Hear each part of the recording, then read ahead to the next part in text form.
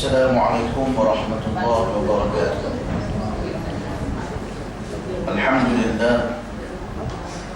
الحمد لله حمدا كثيرا طيبا مباركا فيه كما يحب ربنا أن يحمد وينبغي له. أشهد أن لا إله إلا الله وحده لا شريك له، وأشهد أن سيدنا محمدا عبده ورسوله. اللهم صل وسلم وبارك على سيدنا محمد الفاتح لما أغلق والخاتم لما سبق ناصر الحق بالحق والهادي إلى الصراط المستقيم صلى الله عليه وعلى آله وصحبه حق قدره ومقداره العظيم. سبحانك لا علم لنا إلا ما علمتنا إنك أنت العليم الحكيم. رب اشرح لي صدري ويسر لي أمري واحلل عقدة من لساني يفقه قولي. أما بعد. المحترم فضيل Ustaz Zaki, tuan-tuan, puan-puan, ibu, bapak-bapak, hadirin muslimin dan muslimat yang dirahmati Allah Subhanahu wa taala sekalian. Pertama, marilah kita meninggikan rasa syukur pada Allah Subhanahu wa taala yang memberikan kepada kita peluang dan ruang untuk sama-sama kita bertemu di dalam kuliah kita pada pagi ini, yang merupakan kuliah kita yang terakhir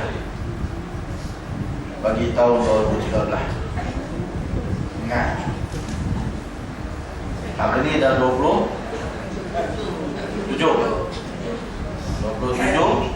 lagi 5 hari ada, dan tersebut sudah 4 hari lagi.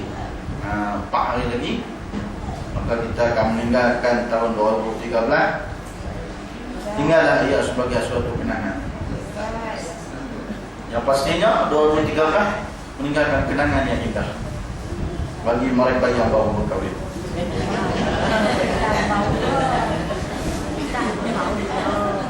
Ada.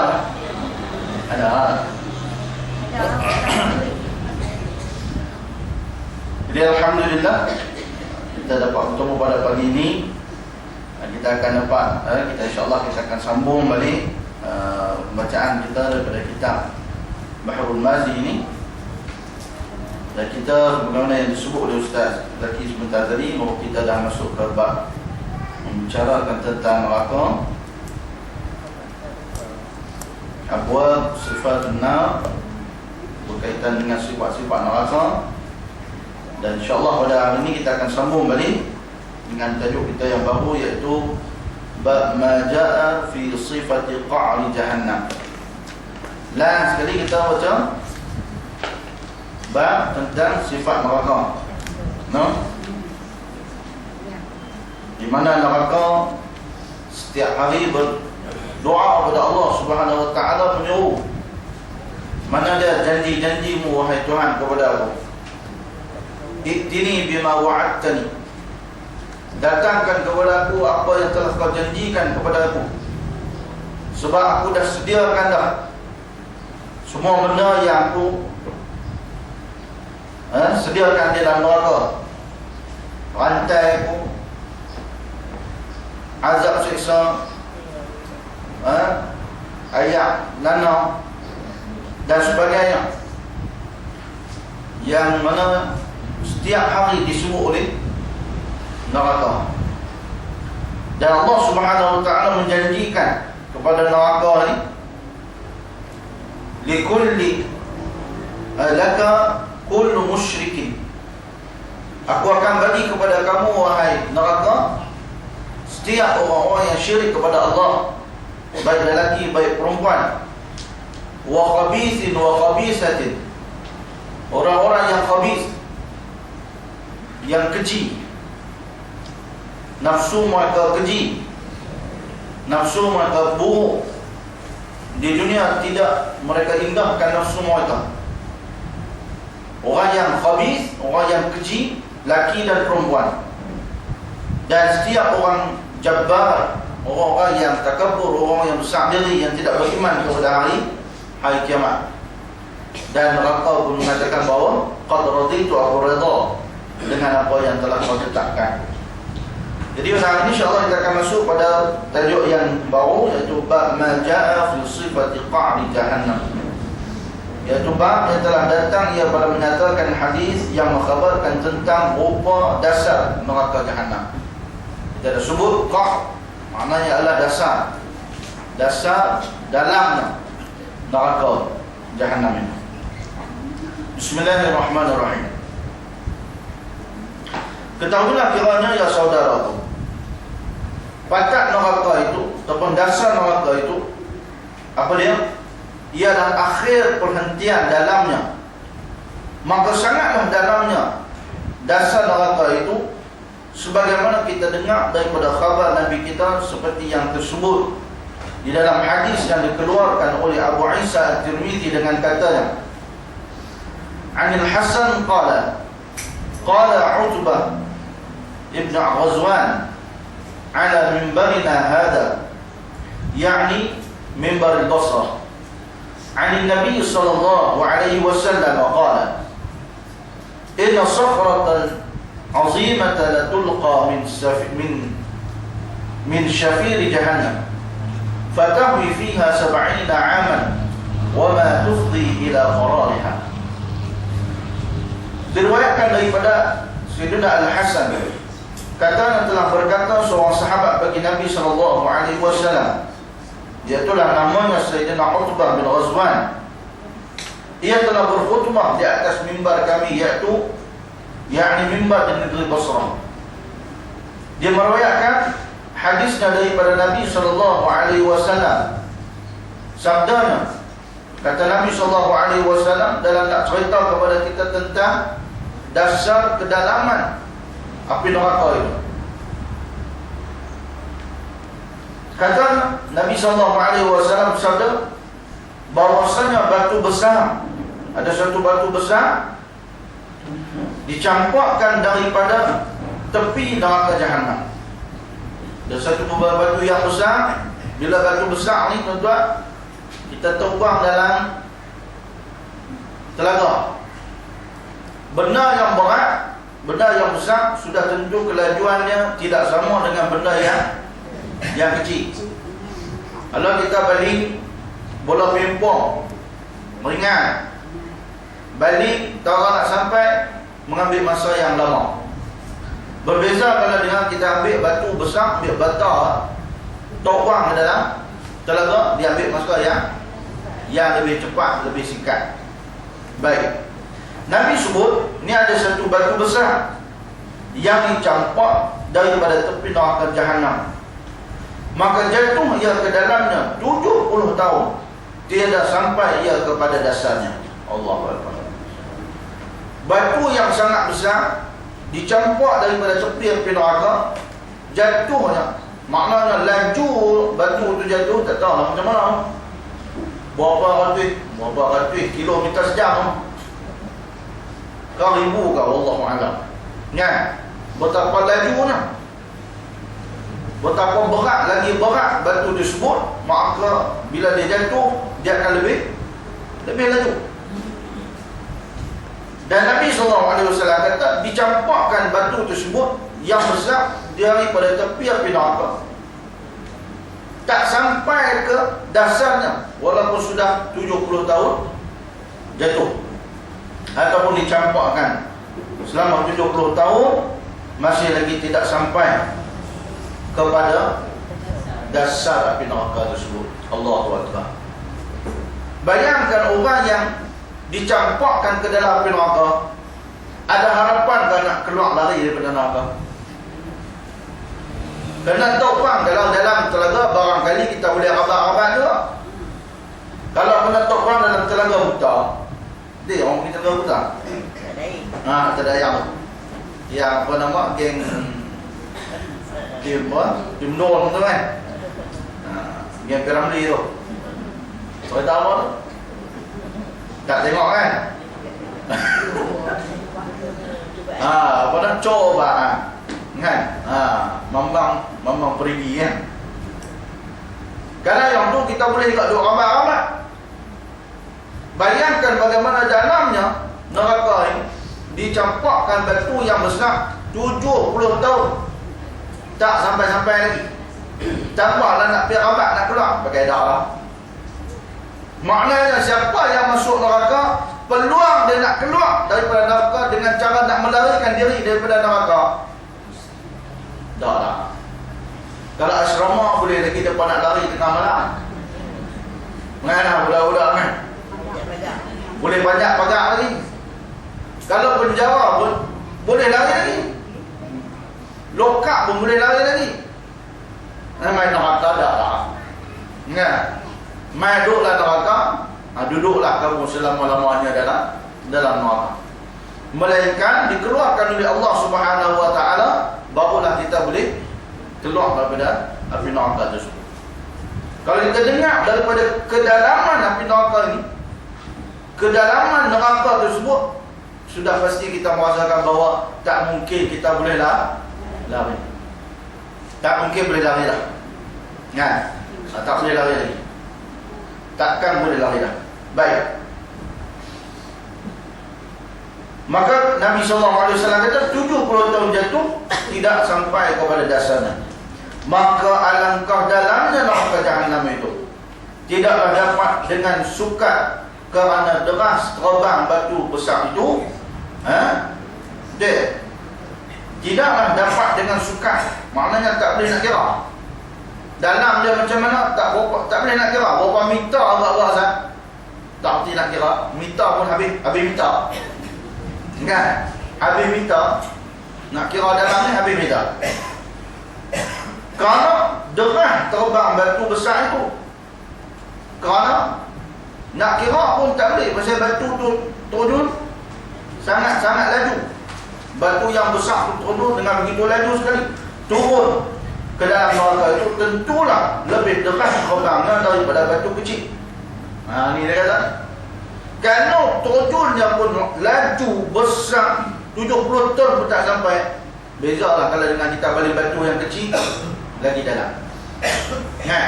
Maknanya kalau batu yang kecil itu pun ambil masa yang, kalau batu kecil lagi lama daripada batu besar yang dicampak. Jadi begitu dalam sekali neraka Jahannam tersebut. Baik. Maka betapakah dalamnya neraka itu. Qala wa kana Umar yaqulu akthiru zikran nar fa inna harraha syadidun wa inna qa'raha ba'idun wa inna maqama'aha hadidun. Kata Sayyidina Uqbah ini, dan adalah Sayyidina Umar Ibn Al-Khattab radhiyallahu anhu berkata Sayyidina Umar, banyakkan oleh sekalian kamu itu akan Jahannam itu. Maknanya akthiru zikran nar, banyakkan oleh kamu mengingati neraka. Banyakkan oleh sekalian kamu itu ingat akan Jahannam itu supaya jadi kuat berbuat ibadah. Banyak-banyaklah ingat neraka supaya apa? Kita jadi satu motivasi kepada kita nak buat ibadat. Sebab apa? Takut masuk neraka. Kita jadi malas ibadatnya pasal apa? Pasal kita ni selalu terpedaya. No? Jangan kata orang lain lah. Saya Nabi pun kenal-kenal lagu tu. Kita manusia lagu tu. Dia terpedaya. Terpedaya dengan apa? Terpedaya dengan angan-angan. Angan-angan kita ni panjang. Buat dosa, tak apa, Allah ni Maha Pengampun, mesti dia ampun punya. Don't worry. Apa jaminan dia kita buat dosa, Tuhan ampun dosa? Barangkali dosa yang kita buat itu dalam keadaan besar diri. Ingat, kita buat dosa dalam keadaan besar diri kepada Allah. Dosa yang payah nak diampunkan ialah buat dosa dalam keadaan besar diri. Kalau buat dosa dalam keadaan hina, dia buat dosa itu dalam keadaan diri dia rasa hina, kemungkinan kebarangkalian untuk diampunkan oleh Allah itu besar. Tapi kalau buat dosa dalam keadaan besar diri, dia tahu kata hak ni dosa, dia tahu ni dosa, tapi dia kata tak puas dosa, nak tahu besar diri ke tak, tengok dia akan suruh orang, jangan buat lagu tu, tak elok tu, dosa tu. Allah, dosa kecil ke pun besar diri. Dosa kecil ya pun tu pun dia buat ingat lebih. Amboi. Tuan-tuan, tu buat dosa dalam keadaan besar diri, takabur. Tengok iblis, tuan-tuan, dilaknat oleh Allah. Laknat lawan dia rahmat. Rahmat maknanya kasih sayang, laknat maknanya jauh daripada kasih sayang Allah. Laknat maknanya dibenci oleh Allah. Iblis dilaknat oleh Allah dengan sebab kalau sombong sikit lah. Berasa kata dia kemah daripada Nabi Adam. Pasal Nabi Adam buat daripada tanah, dia daripada api. Dia kata tentulah api ni lebih sempoi daripada tanah. Betul ya? Takabur, besar diri, tak mau sujud pada Nabi Adam, sujud membesarkan, sujud menghormati ciptaan Allah yang hebat. Bukan sujud supaya beribadat pada Nabi Adam, tak. Sujud rasa syukur, rasa hebat, rasa keagungan Allah Subhanahu Wa Taala menciptakan makhluk yang hebat. Tak mau, tuan-tuan. Sebab apa? Sebab rasa dia terkemah daripada Nabi Adam AS. Dosa dalam keadaan takabur, dalam rasa besar diri, tapi tak beratlah nak diampunkan oleh Allah Ta'ala. Barangkali dengan taubatan nasuha, Allah Ta'ala akan ampunkan. Sebab tu kalau kita buat dosa, kita kena rasa hina diri. Orang yang buat dosa rasa hina diri, insya-Allah Allah Subhanahu Wa Ta'ala akan mudah ampunkan dia. Dia panggil apa dia? Kata Al-Imam Ibn Atha'illah As-Sakandari dalam hikam yang menyebut tentang orang yang ma'siyatun awrisat zillan wa iftiqaran khairun min ta'ah awrisat izzan wa istikbaran. Kata Imam Ibn Atha'illah As-Sakandari, orang yang buat dosa, maksiat, tetapi maksiat tersebut mewariskan ataupun melahirkan rasa zil, makna rasa hina. Dia buat dosa, tapi dosa bila dia buat dia rasa hina aku. Ya Allah, hinanya aku buat dosa. Waftiqaran, dan rasa iftiqar, rasa fakir, rasa berhajat kepada Allah Subhanahu Wa Ta'ala. Kata Ibn Atha'illah, itu lebih baik, khairun, itu lebih baik daripada buat ta'at min ta'atin, daripada buat ta'at tetapi ta'at yang kita buat itu melahirkan rasa izzan, rasa mulia, wastikbaran, dan rasa besar diri. Allahu Akbar. Kata Ibn Atha'illah, kerana buat dosa itu, buat dosa dalam keadaan merasa hina. Ya Allah, aku tahu ni dosa, ya Allah, aku hina di sisimu, ya Allah. Aku haraplah, ya Allah, dengan sebab kalau aku buat dosa ni, ya Allah, ampunkanlah juga aku, ya Allah. Janganlah Engkau sampai tak ampunkan aku, ya Allah. Aku tahu benda ni memang silap. Sebab itulah kita ni dipanggil sebagai orang yang menzalimi diri sendiri. Lepas kita panggil apa? Doa kita dia baca, Rabbana zalamna anfusana. Wahai Tuhan kami, sesungguhnya kami ini telah menzalimi diri kami sendiri. Wa illam taghfir lana, kalau Kau tak ampunkan kami, lanakunanna minal khasirin, pastilah kami akan jadi orang yang rugi. Pasal apa kata zalim atas diri sendiri? Pasal apa? Pasal kita buat dosa dalam keadaan kita tahu kata itu dosa. Kita tahu tak kata numpak itu dosa? Nah, kita tahu tak tengok aurat orang dosa? Tahu? Buat tak? Buat? Ingat? Buat juga, tengok juga. Jadi maknanya apa tuan-tuan? Maknanya kita tu menzalimi diri kita. Kita tahu kata benda tu tak elok. Kita tahu benda tu maksiat, tapi kita buat sebab apa? Kita zalim pada diri kita sendiri. Kita menzalimi diri kita sendiri. Pasal apa dikatakan menzalimi diri? Sebab kita tahu kalau buat dosa mesti kena azab. Kalau buat dosa lagu ni mesti kena azab lagu ni. Kalau buat lagu ni kena lagu ni. Kita tahu, tapi buat juga. Tu kata zalim. Kita tahu dah akibat dia kalau kita buat lagu tu lagu ni, tapi kita buat juga. Tu kata zalim.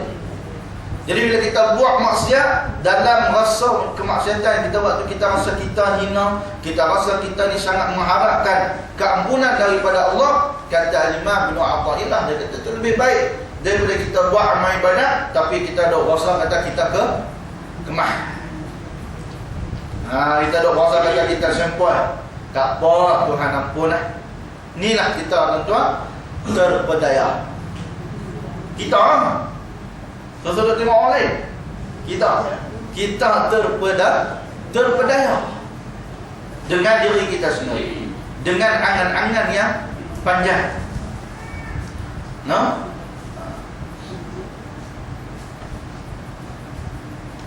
Sebab itu disebut oleh Al-Imam Ibnu Abi Madyan dalam kitab Hikam Abi Madyan. Al-Imam Abi Madyan sebut, man ta'allaqa biwa'dil aman, man ta'allaqa biwa'dil aman, siapa yang dia masih terikat dengan janji-janji, dia masih lagi terikat hati dia dengan janji-janji. Oh, Allah Ta'ala Maha Pengampun, Allah Ta'ala Maha Pemurah, kalau kita bertaubat ni Allah ampun dosa. Kalau ni maknanya kita terikat lagi dengan benda-benda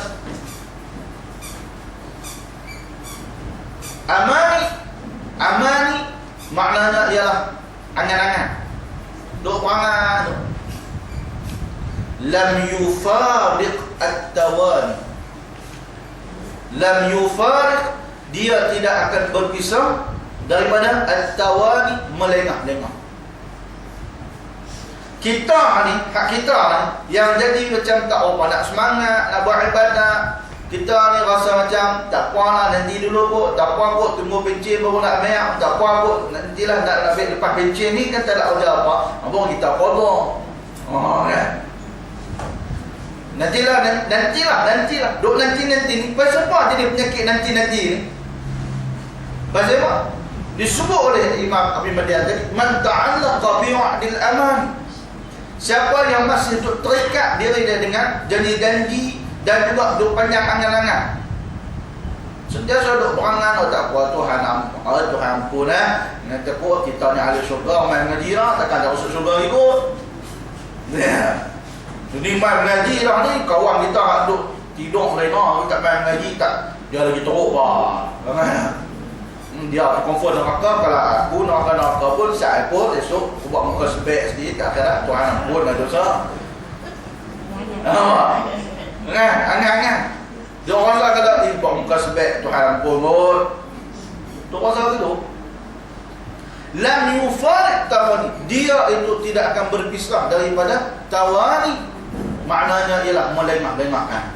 Jadi bila kita tengok pula, siapa malas nak buat ibadat, masa awak yang duk melengah-lengahkan ibadat. Penyakit lengah ibadat tu sebab ni Imam Abi Madyan dah sebut dah. Penyakit melengahkan ibadat sebab masih duk berangan-angan, masih duk terikat dengan janji-janji yang Allah Ta'ala berikan. Sedangkan belum tentu kita akan dapat. Sedangkan belum tentu kita akan dapat pengampunan tu. Tak ada siapa pun yang boleh jamin kata Tuhan ampun dosa kita. Memang Allah Ta'ala jamin, Allah Ta'ala ampun dosa. Man taba wa amina wa amila amalan salih, Allah Ta'ala akan ampun siapa yang bertaubat dan beramal dengan beriman dan beramal dengan amal yang soleh, mesti Tuhan ampun dosa. Tapi Tuhan terima kita? Ibadat yang kita buat belum tentu Tuhan terima. Hari kita sembahyang, Assalamualaikum warahmatullahi, Assalamualaikum warahmatullahi. Ada orang dia tak beradak dengan Allah Ta'ala, dah lari keluar bodoh tu, keluar tu, ustaz motor pergi mana-mana. Sedangkan kita dengan ulama suruh kita tunggu lepas sembahyang, duduk saja, istighfar, minta ampun dengan Tuhan, doa, puji Tuhan, bodek Tuhan. Sebab apa? Belum tentu ibadat yang kita buat tadi Tuhan terima. Barangkali ada kecacatannya, ada kekurangannya, ada benda yang tak betul kita buat. Ada dalam sembahyang kita tu kita khayal, ada dalam sembahyang kita tu kita duk kurangan benda lain. Belum tentu ibadat kita tu Tuhan terima. Sebab tu duduklah sah, istighfar sikit, bacalah Fatihah sikit, bacalah ayat kursi sikit. Takat tu pun cukup dah. Hebat lagi pergi tambah pula subhanallah, alhamdulillah, Allahu akbar 33 kali. Lepas tu barulah doa. Paling-paling koman Fatihah, paling-paling koman Fatihah dengan ayatul kursi, supaya dia jadi satu amalan kita. Bila jadi satu amalan, dia jadi benda yang ampuh, senjata yang kuat pada kita. Nah, kena beramal. Ni kita baca Hizib Nawawi tadi. Hizib Nawawi tahu? Seminggu sekali. Tu pun muncul Ustaz Zaki mai. Ya. Kalau tak tu kata macam tak. Saja-saja nak baca tu payahlah. Mereka orang yang memang istiqamah. Nah, benda tu dah jadi basah di bibir dah biasa. Jadi tuan-tuan, paling-paling kurang lepas sembahyang istighfar, zikir, kemudian Fatihah dan ayatul kursi menjadi pelindung pendinding kepada kita. Nah, baik. Jadi kita ni yang jadi lemah ibadat sebab kita terpedaya. Maka kita disuruh, dalam kitab ni suruh kita ingat-ingat neraka. Kata Sayyidina Umar, akthiru, banyakkan zikran nar. Ingat-ingat kepada neraka. Pasal apa? Supaya kita ni disebut oleh ulama bahawa supaya kita kuat beribadah. Ingat neraka baru kita akan rasa kuat ibadat. Nak ibadat. Pasal apa? Ya Allah, kalau aku tak ibadat ni, tak tahu ni, aku ni lepas kedak ni, bolehkah aku ni masuk syurga ni? Betul ke? Jangan duk fikir neraka lagi lah, tuan-tuan. Kita fikir kita nak masuk kubur ni. Agak-agak bila kita masuk kubur tu, malaikat muka nakir main tanya kat kita, lepas tak nak jawab? Tak usah duk cerita lah neraka esok akhirat tu. Kiamat kecil tu, mati tu. Masuk dalam kubur, kata saat ni balik ni tuan-tuan, lepas kita mati. Mereka akan simpan kita lepas asal. Mereka simpan kita lepas asal. Lepas asal lagi malaikat muka nakir main tanya kat kita. Soalan kita boleh jawab dah. Kan? Dah boleh jawab lah, berbuih mulut. Duduk dalam kubur, malaikat tanya, yang nak menjawab ni diri kita yang sebenar, iman kita yang akan menjawab. Soalan tanya benar lah. Soalan yang pertama, man rabbuka, siapa Tuhan kamu? Agak-agak boleh tak kita nak jawab Allahu Rabbi, Allah Tuhan aku. Nak menjawab Allah Tuhan aku apa? Allah pun tak kenal. Allah pun tak kenal. Betul ke tak? Kita tak kenal. Ya, sifat Tuhan kita tak kenal.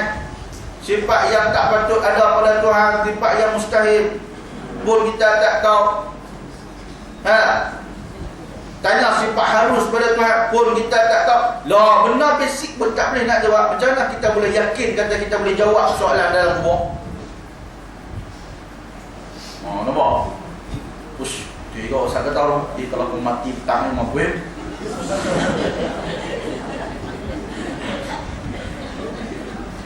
Tak tanya lagi soalan hal lain. Tanya hal tu dulu. Ma rabbuka, siapa Tuhan hang? Cuba abang tengok. Nak jawab Allah. Malaikat tanya, baca tengok, sebut tengok sifat Allah dulu. Dengar je lah. Tak dengar lah lagu tu. Tapi Tuhan nak boleh jawab soalan tu, mesti kena kenal Tuhan. Kenal Allah Ta'ala baru boleh menjawab. Allah Tuhan aku tak kenal Tuhan nak menjawab apa. Duk lagu buat hak dia erti apa dah. Dia kata saya bayam sekilo 5 ringgit tu betul. Jawablah bayam Tuhan tu. Tuan-tuan. Nah, tu tak kira lihat cerita neraka ni. Sayyidina Umar kata, ingat saya neraka membuatkan kita jaga ibadat banyak. Ingat pada mati tuan-tuan pun akan menyebabkan kita jadi kuat ibadat. Ada? Kena mengenal Allah Subhanahu wa taala. Baik, baik.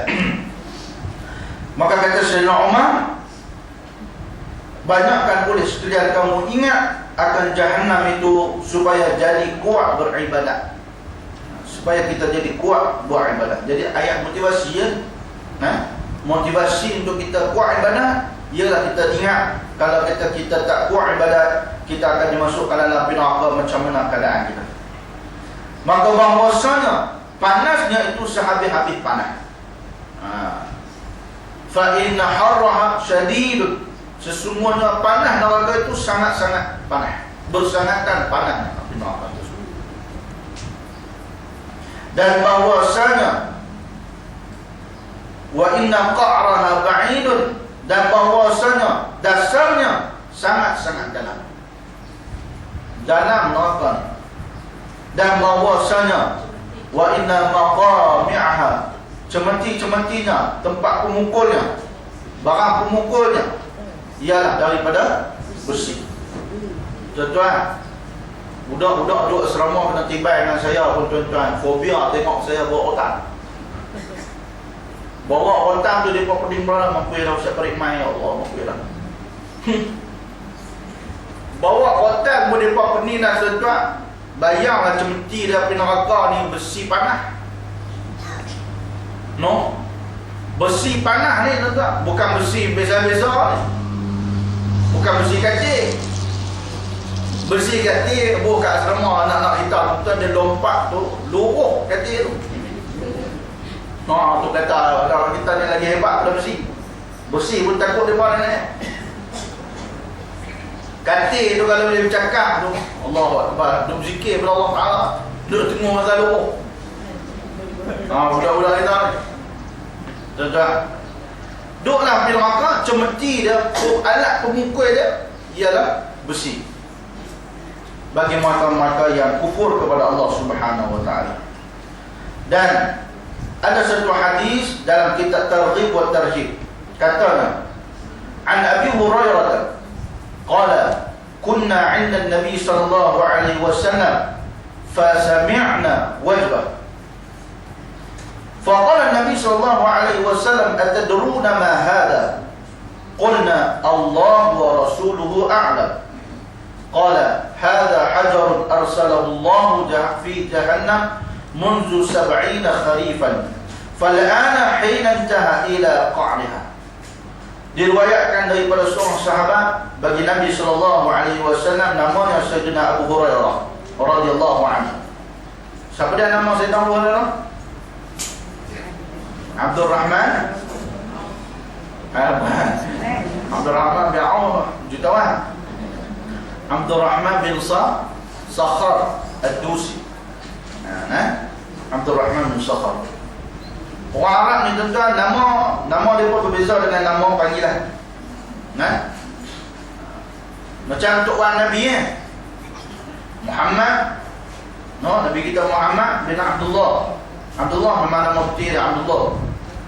Abdullah bin Abdul Muttalib. Abdul Muttalib itu bukan nama dia Abdul Muttalib, bukan nama sebenar. Abdul Muttalib ni panggilan. Nama sebenar Abdul Muttalib ialah Syaibah. Syaibah. Syaibah ni maknanya syekh. Syekh ni maknanya sya'ratun bayda. No? Apa nama? Rambut putih orang ubat. Tuan Nabi Abdul Muttalib ni nama sebenarnya adalah Syaibah. Dinamakan Syaibah sebab ketika mana dia dilahirkan, ada rambut dia ubat. Masa dia lahir tu rambut berubah. Duduk dalam perut mak dia berfikirkan fikir apa kita tahu. Kelak berubah nah. Bila kelak berubah, tu yang mak dia namakan sebagai Syaibah. Nama dia Syaibah. Dipanggil sebagai Abdul Muttalib. Sempena nama pak menakannya Abdul Muttalib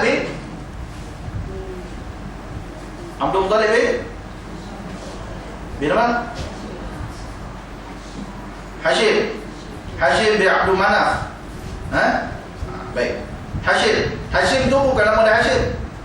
Masa lagi Abdul Muttalib nama dia Syaibah. Dia dipanggil dengan Abdul Muttalib sempena nama pak menakannya. Pak menakannya yang bernama Al-Muttalib. Pak menakannya Al-Muttalib. Hashim ni Abdul Muttalib tak dilahirkan di Mekah. Abdul Muttalib dilahirkan di Madinah. Abdul Muttalib dilahirkan di Madinah. Bila lahir di Madinah, pak dia Hashim bila balik ke Mekah meninggal. Bila meninggal, masa tu Syaibah ataupun Abdul Muttalib ni masih duduk di Madinah. Bila duduk di Madinah, maka masa ketika di Mekah itu, pak dia ni Hashim ni memegang jawatan besar lah dalam kerajaan Mekah ketika itu. Dia ada unit-unit dia. Dia ada raya, unit bendera, dia ada unit siqayah, beri makan kepada orang berhaji. Dia ada unit jaga pintu Kaabah. Dia ada beberapa jabatan di dalam negeri Mekah tersebut. Maka Al-Muttalib inilah yang pi ambil balik Syaibah ni balik ke Mekah. Bila balik ke Mekah, orang cerita sirah pula. Nah, nak kenal Nabi. Nah, kenal tuan-tuan Nabi. Bila balik ke Madinah, balik ke Mekah, orang duk tengok budak ni, Syaibah masa tu budak ni duduk dengan Al-Muttalib. Bila duduk dengan Al-Muttalib, orang kata, oh dia ni hamba Muttalib bin Madinah, beli seorang hamba. Maka dia dipanggil dengan Abdul Muttalib. Kalau tu kisah lah kan. Abdul Muttalib ataupun nama dia sebenarnya Syaibah bin Hashim. Hashim pun bukan nama dia, nama dia Umur. Hashim ni maknanya pemecah. Pemecah ni bukan maksud pecah belah, tak. Pemecah dipanggil dengan Hashim sebab Hashim ni kerja dia ialah siqayah, bagi makan kepada orang berhaji. Jadi dia ni kalau dia duk pecah berkacang, duk pecah makanan dan sebagainya ni, dia hancurkan makanan-makanan ni untuk diberi makan kepada orang-orang yang mai berhaji. Maka dia dipanggil dengan Hashim. Tu dia. Hashim ni ada adik-adik dia banyak cerita, nak kena buka kelas sirah pula. Kalau kita nak baca ni tuan-tuan, satu ni banyak. Dan nama dia pun bukan nama sebenar. Abdul Muttalib bukan nama sebenar, Hashim bukan nama sebenar. Kan? Abdul Manaf memang nama dia. Atas dia Abdul Manaf, Hashim bin Abdul Manaf bin Qusay. No? Qusay bukan nama dia. Qusay bin kilap dah apa sampai kepada Fihir ni bukan nama dia Fihir, tapi dia dikenali dengan Quraisy. Dia dikenali dengan Quraisy. Quraisy itulah Bani Quraisy tu, keturunan Nabi sallallahu alaihi wasallam. Banyak orang nak cerita pasal Nabi ni, baca sejarah semua. Ingat, kita kenal jalur keturunan Nabi sallallahu alaihi wasallam. Ulama sebut tuan Nabi kita boleh panggil Sayyidina Abdullah, Sayyidina Abdul Muttalib, Sayyidina Hashim, Sayyidina Abdul Manaf, boleh kita panggil dengan Sayyidina. Sebab mereka ini bukan di kalangan orang musyrik. Mereka ni dipanggil sebagai ahlul fitrah, orang yang terpisah daripada utusan, daripada Rasul. Maka mereka ni asal mengikut agama Nabi Ibrahim AS, Hanif. Jadi mereka ni terpisah daripada zaman Nabi sehinggalah sampainya kepada Nabi Muhammad SAW. Maka mereka ni dipanggil ahlul fitrah. Tak boleh kita kata pak Nabi Abdullah, Sayyidina Abdullah duduk dalam neraka sebab tak beriman. Tak boleh. Abdul Muttalib duduk dalam neraka sebab tak beriman. Tak boleh. Maka ni ada ahlul fitrah.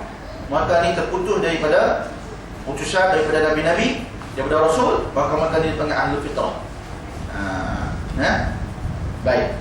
Saya mau masuk ke sejarah. Cerita dari neraka masuk ke sejarah. Tak apalah. Sebagai pertama maklumat. Baik. Kamu nak? Baru nak terima hadis no? Diriwayatkan daripada seorang sahabat bagi Nabi SAW. Nama Sayyidina Abu Hurairah radhiyallahu anhu. Tahu tu? Masuk cerita sejarah. Katanya, telah bersabda ia, adalah kami di sisi Nabi SAW.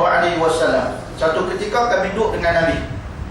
Bila duduk dengan Nabi, maka kami dengar akan satu bunyi dentuman yang kuat.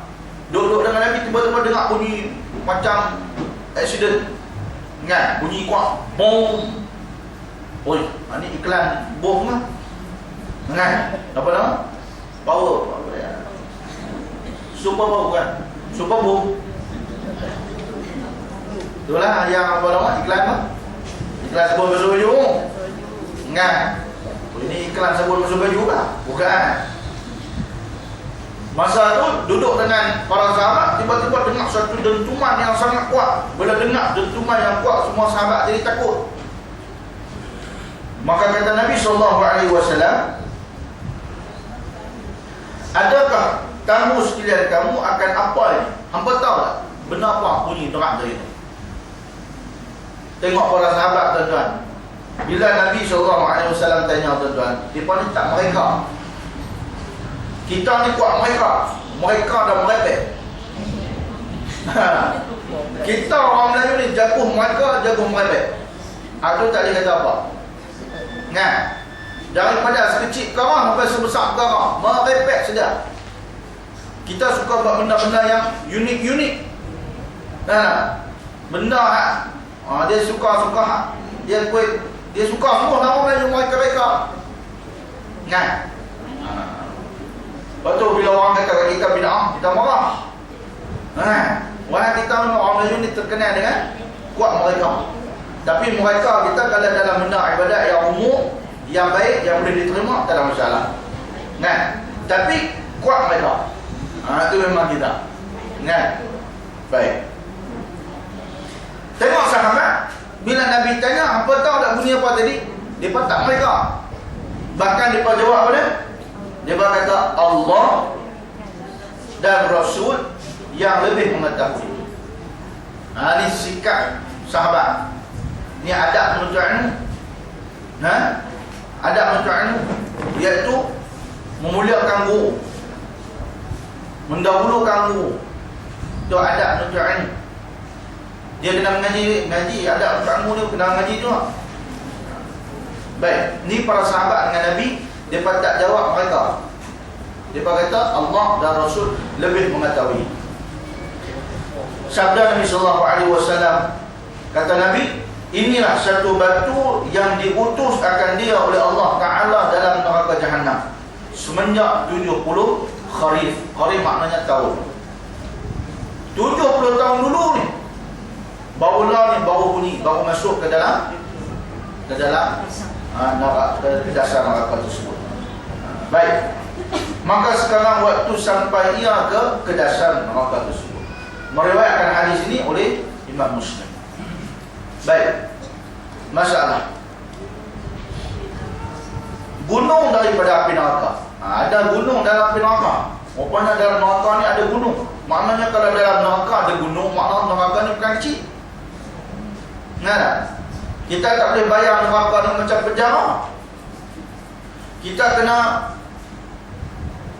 faham bahawa neraka ni dia panggil Darul Azab, negeri azab. Jadi negeri ni besar. Kedah, negeri Kedah pun ada banyak gunung, kan? Banyak bukit.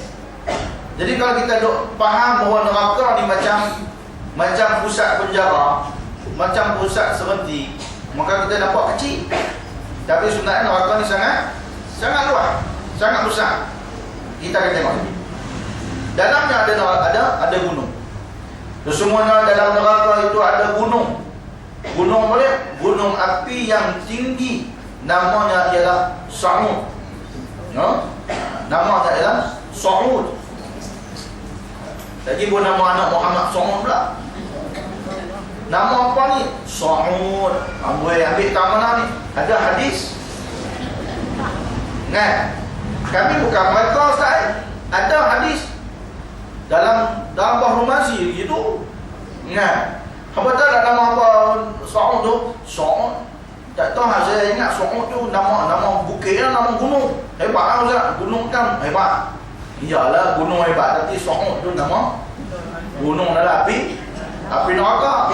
Awak tak boleh nama Muhammad Zabaniyah tak? Kan? Malaikat Zabaniyah. Kena tiba pergi perang yang tak apa dia tahu. Kan? Baik. Maka dikerasi maknanya dipaksa. Maka dipaksa akan orang-orang yang salah naik ke gunung itu. Kemudian jatuh ia daripada atas gunung itu ke bawah. Naik kena paksa. Gunung tu jangan duk bayang kata gunung tu macam gunung Uhud, jangan duk bayang macam gunung Kinabalu, jangan duk bayang gunung Terai. Tu gunung dunia tu elok. Boleh duk buat pelancongan. Ni bukan tempat pelancongan. Ni gunung neraka. Sudah tentulah gunung tersebut menjadi satu azab. Gunung tersebut bentuk dia Allahu'alam, tapi sudah pastilah gunung tersebut mesti azab. Tidak ada satu pun yang Allah ciptakan dalam neraka itu melainkan menjadi azab kepada ahli neraka. Maknanya kalau ada gunung itu sebenarnya adalah azab. Macam mana bentuk dia Allahu'alam, sangat mengerikan. Sudah pastinya sangat menyiksakan orang yang menaiki gunung tersebut. Kalau tidak, dia takkan sebut dikerasi, dipaksa. Kan? So tengok teruknya azab, seksanya naik ke gunung tersebut. Sudah pasti dia perintahkan naik, tapi dipaksa naik. Dikerasi, dipaksa naik ke atas gunung itu, kemudian jatuh ia daripada atas gunung itu ke bawah. Maka naik gunung itu dengan sehabis-habis payah. Orang hak naik gunung tu pun sehabis-habis payah, susah. Dan jatuh beberapa puluh tahun dari atasnya itu. Akan jadi seksa ke atas orang yang salah itu semuanya. Allahu Akbar. Maknanya salah satu daripada bentuk seksa dalam api neraka ialah dipaksa naik ke atas gunung Sa'ud, lalu dicampak jatuh pula daripada gunung tersebut. Naik tu payah dah, sampai ke atas turun pula dah. Turun pula bukan turun secara elok, turun pula dicampak. Selama mana naik, selama itu juga turun. Baik.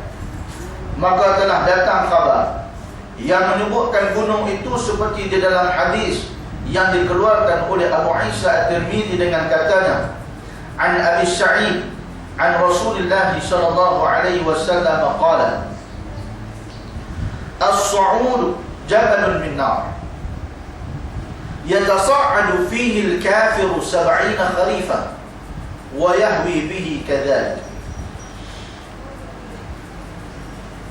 Diriwayatkan daripada seorang sahabat bagi Nabi sallallahu alaihi wasallam, namanya ialah Sayyidina Abi Sa'id Al-Khudri radhiyallahu taala anhu, daripada Rasulullah sallallahu alaihi wasallam sabdanya, bermula as-Sa'ud itu ialah nama satu gunung yang sangat tinggi dalam neraka. Hal keadaannya naik ke atasnya oleh orang-orang kafir dengan kerahnya, dengan paksanya, dengan teruknya selama 70 tahun, dan jatuh dengan dia selama 70 tahun juga. Allahu Akbar. Naik 70 tahun, Jatuh tu guling 70 tahun bang. Macam mana ni? Naik tu azab dah, turun azab lagi. Nah, lagilah azab. Baik. Kata Abu Isa Tirmizi, bermula ini hadis gharib, tiada kami ketahui akan dia melainkan daripada hadis Ibnu Luhay'ah. Dan tersebut di dalam kitab At-Targhib wa Tarhib, satu hadis lagi. Katanya